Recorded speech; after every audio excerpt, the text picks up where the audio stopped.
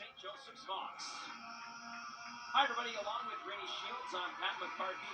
And Rainey, the A-10 right now is loaded at the top. And the Hawks, despite a loss to Richmond, find themselves right at the top of the Spiders. They certainly do. Richmond lost on Wednesday evening against a good Duquesne team. Shows St. Joe Hawks up there with the likes of Richmond, DCU, and Mason. And Davidson's coming off a big win against UMass last time out. And Davidson, it's a team, we'll talk about it in a little bit. They're missing some really key pieces. When you look at the starting lineups for Gail Folks' squad and the Wildcats, there's still some high-powered players in there with the likes of Billy Pryor and Charlize Dunn. But we'll get to it in a moment. They're missing some really impactful players. There certainly are. Susie Rose Deegan, their top point getter, and also Ellie Sumter, their experienced fifth-year player, not in the lineup today. That's a big loss for Davidson, but this is a very good Davidson team. Davidson enters this afternoon's game at 14-5, a 4-4 record in the Atlantic 10, and it was a big-time win against UMass, a 30-point victory against the Minutewomen. On the other side for St. Joseph's in the starting five, for head coach Sydney Griffin. Well, the Hawks are flying high right now. Same starting five that we have seen all season. This has got to be a pretty weird one, though, for Chloe Welsh. It certainly is. A former Davidson player here against her old team, Island Hawk Hill. Chloe's been a key piece to this five-man starting rotation and has given that extra spark to the guard rotation for the Hawks. And you can bet that Davidson sorely misses her services. In an 8-1 start in Atlantic 10 play. Brandon Appel has the basketball. He's walking towards center court. Billy Pryor, Laura Siegler, tip it away. Here we go. Hawks win the opening tip. St. Joe's as a team scoring 67 points per game.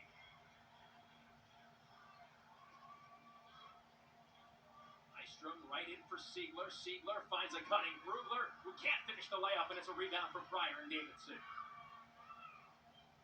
Morgan into the front court. Working baseline, goes up and under. Layup no good. Rebound from Mackenzie Smith. Both teams get a layup. Neither can finish opening possessions. Mackenzie Smith short on the jump shot, and Izzy Morgan has the rebound. Morgan, the junior out of Sydney, Australia. There's Pryor. Pryor over for Dunn, and a foul is called. It goes against St. Joe's and Chloe Welsh. That's her first, team's first. A good ball screened by Pryor forced the foul on Welsh. She has to get through that screen and get under the screen. 1 minute gone by, scoreless ball game. There's Maddie Plank, the Princeton transfer. Morgan on a drive, disrupted by Welsh, and Siegler has it.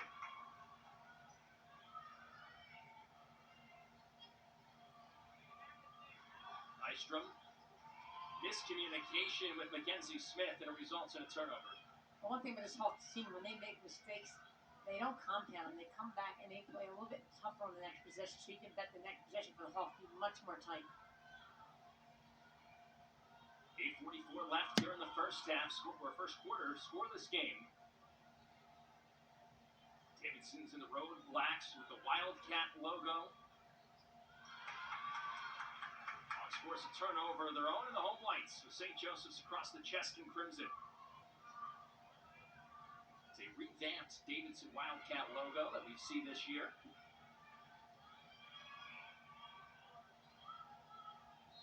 Welsh throws it off the foot of Dunn. This is a Davidson roster filled with a few international players, mostly from Australia, and then also a few transfers on the team as well. Pryor at Fordham transfer, you have Bender is a Princeton transfer, Plank is a Princeton transfer, and the last one Dunn comes from Virginia Tech, so they're coming from very strong programs. Nystrom inbounds the ball for Mackenzie Smith. Smith on a drive, off-balance layup, can't finish, and a rebound from Maddie Plank. A couple of those transfers that you mentioned. Billy Pryor transfer, as you mentioned, from Fordham. Charlie's Dunn from Virginia Tech. They're also Australian players. It's become a pipeline Certainly for has been. Davidson. James Jansen, associate head coach for Davidson from Australia.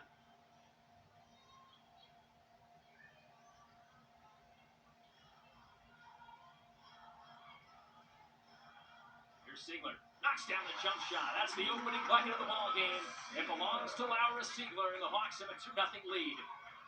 Look at the high-low action between Brugler and Siegler. Both very on top of players deep down the post, and a kick out to Siegler for the 2. Dunn with a little bit of space, met by Siegler, kicks it out, flank for 3, and a rebound from Mackenzie Smith. You'll see opposing guards driving the lane, and all of a sudden they run into a much taller Ziegler. But it's great positioning down low. And another forced turnover here by Smith. Haynes.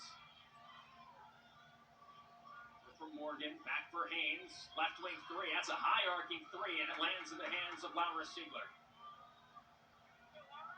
Davidson scoreless. Now 0-4 to start this game. Both teams trying to get the offense going. They certainly are. And this, again, high-low action and a double team down low, but Ziegler draws the contact. Laura Siegler to the free throw line for 2 shots. Well, here's the last bucket for Laura Siegler. Become a patented move, that high-low. Being a duo like Ziegler and Brugler, you can really work together extremely well. You can go high, you can go low. And the other added attribute of being unselfish helps the offense for the Hawks. But what makes it so difficult, too, is that as a defense, you have to understand that they're terrific finishers around the rim, but they have great jump shots. Absolutely. They both have really good feels of where they are on the court. Siegler goes 1-2. St. Joe's has a 3-0 lead. 6.5 minutes remaining first quarter. Chloe Oliver's into the game for the first time wearing number 9. That's something new in college basketball this year. As Dunn couldn't finish the layup. That had been such an old rule that you had to wear numbers between 1 and 5. Yep. Welsh on a cut, finishes the layup, and St. Joe's has a 5-0 lead. It's a great cut by Welsh. A timely cut as well, but the feed from Ziegler, even more impressive. Oliver covered by Smith. Step back for Dunn, knocks it down. It's a deep 2, but Charlize Dunn puts Davidson on the board. You got to give Dunn credit. She had a great hesitation before she rose into her shot and really caught Welsh off guard.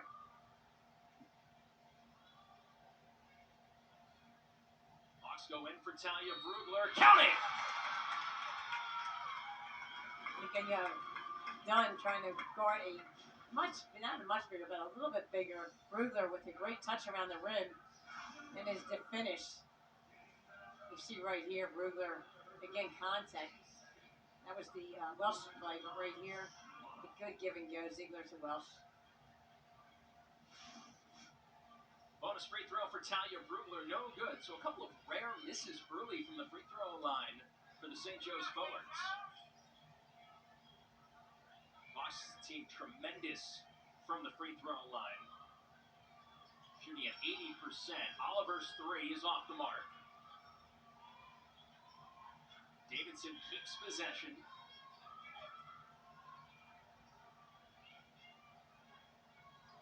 Back out from Morgan. Shot clock's at 10. Morgan into the lane. Dives to the left side. Lays it in. And Izzy Morgan makes this a 3-point St. Joe's lead. Well, Davidson realized that we're not hitting from the outside, quickly go inside, and let Morgan penetrate the lane for the finish.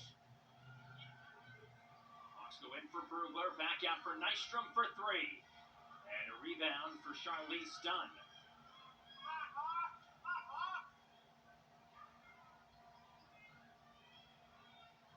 White. Around Brugler, and travel. Turnover. St. Joe's gets the basketball back when we come back. 4:26 left to play in the first. St. Joe's with a 3-point lead over Davidson.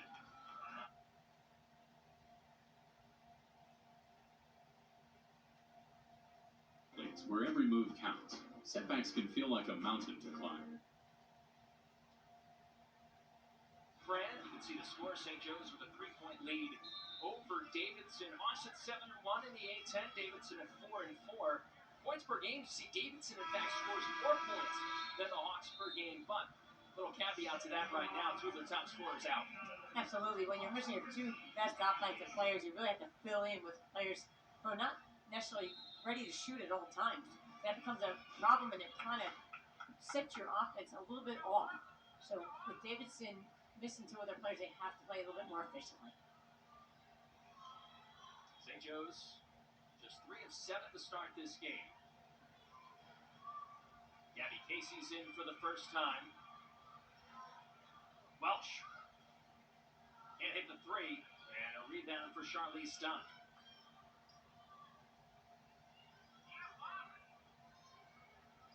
One thing Davidson's done very well so far, limiting the Hawks to just one opportunity.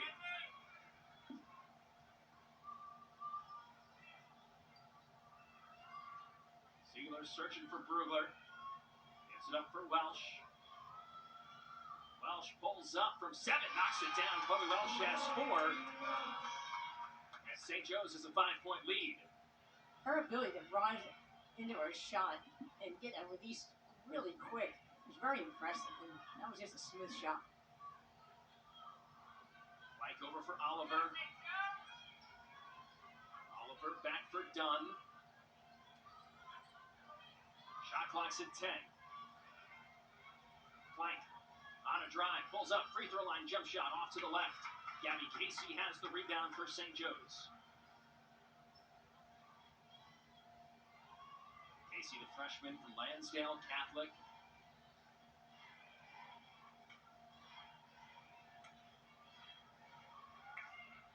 Welsh tried for Brugler, and a foul was called. It goes against Millie Pryor.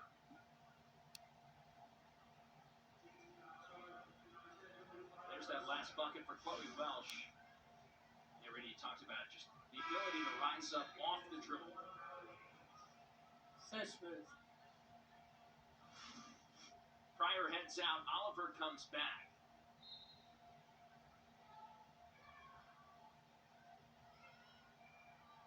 Welsh takes the inbounds for the Hawks. It's worth noting for Millie Pryor, that's her second foul. Davidson can't afford to have players in foul trouble. Absolutely. And there's another foul down low. This time it goes against Mallory Haynes.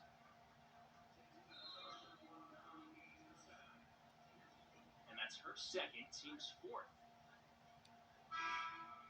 And at a certain point, if you're Coach Volks, you can't afford to take your players off the floor. Absolutely. Again, you're going to your 8th player. Again, not a very bad player, but a player who is not used to putting the ball in the basket as often as your top kids. So Haynes stays on the floor with 2 fouls. Brugler working around a double team, lays it in. And the key word there is working. She continues to work against double and triple teams, and the ability that time to get through 2 defenders was a really smart, good play by Brugler. Donovan finds Dunn over for Plank. For Haynes. Kick out. Plank for 3. Got it! Well, Ziegler really shutting down the lane when this Davidson backdoor cuts or drives, and that time when she went to help, Plank left open on the 3. That snaps a 2.5-minute scoreless drought for Davidson. Fortunate to be trailing by just 4 points. Brugler. Attacking baseline, just flips it up and in. How about Talia Brugler? And she struggled on Wednesday against St. Bonaventure against her double teams. But the more she does it, the more she has practice at it, the better she'll become at finishing it off in traffic. Gabby Casey called for the foul. Here's that last bucket for Talia Brugler. Now, there was nowhere to go. She's going to the baseline. And she's fading away. She just flips it up. You see, she drew the double team. Almost a triple team, but wow. What a touch. Izzy Morgan to the free throw line for 2 shots.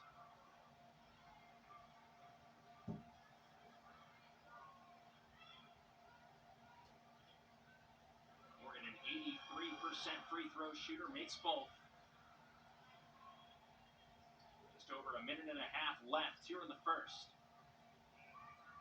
St. Joe's with a 4-point lead.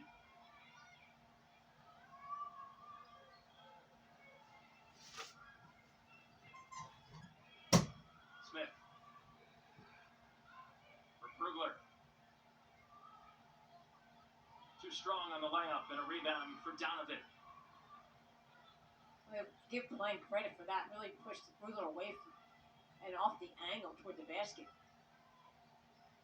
White hands it for Morgan. Takes it back for Dunn. Dunn on a drive around Siegler, too strong, and Laura has the rebound for the Hawks. Third rebound already for Laura Siegler. Hawks go in for Siegler, goes up and under, but steps are called first. Right idea, just wrong or too many feet for Ziegler. She had an ISO down low, went to go to her left shoulder, came back to her right, picked up that pivot foot. Paul Marina's in. Leah Sneed's in as well.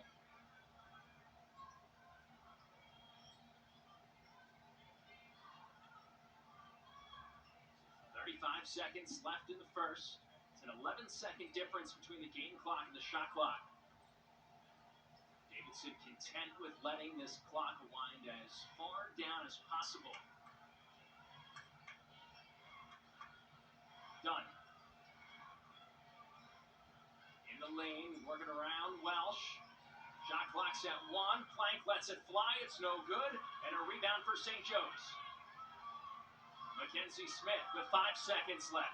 Smith into the lane, jumps to the right side, lays it in with 2 seconds left. And Mackenzie Smith goes to